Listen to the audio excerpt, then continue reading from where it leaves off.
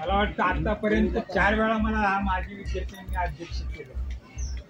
मेत्रे सरांनी थोडीशी अर्धवट माहिती दिली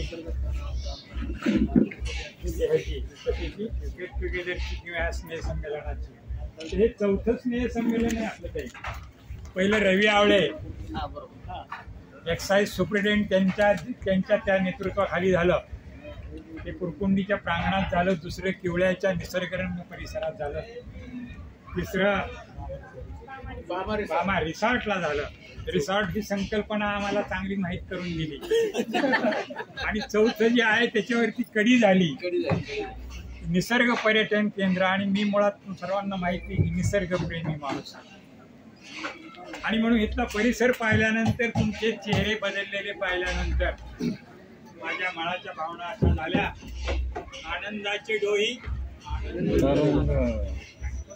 जेव्हा जेव्हा आपण चेहरे पाहतो तेव्हा चेहऱ्यावर आपली सुद्धा मनावृत्ती ठरत. आळंदी सुखी परिवर्तित बदललेले. कोण उद्योजक झाले, कोण छान बोलते. आमचा गणेशच्या भाषणातून मला तर फुलवाजच वाटत. जसं आपण दिवाळीच्या मध्ये फायर क्रॅकर्स गल्लतबाजी करते, गणेश किती बदलला. सारखा टार्गेटवर असायचं सगळ्यांच्या तक्रारी माझ्याकडे असायच्या. गणेश पळून गेला, गणेश आला वगैरे. आणि आज गणेशचं मी परिवर्तन पाहिलं तर मी अक्षरशः भारावून गेलो.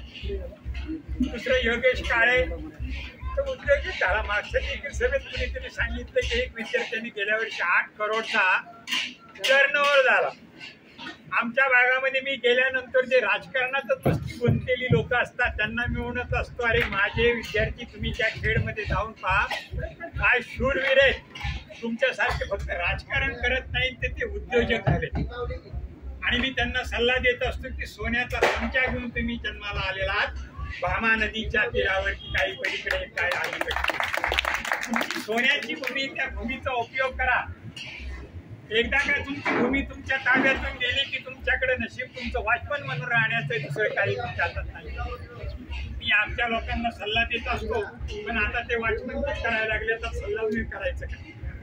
तर तुम्ही देखील भविष्यामध्ये कोण काय करतोय, कोण करतोय, नोकऱ्या नाही फक्त नोकरी. धीरूभाई अंबानींना मी मागच्या वेळेस समितीशी सांगितलं. कुणीतरी एका पत्रकाराने विचारलं की काय तुम्ही MBA झालात का. मला मी 11वी 10वी नापास आहे, माझ्या हाताखाली लाखो MBA काम.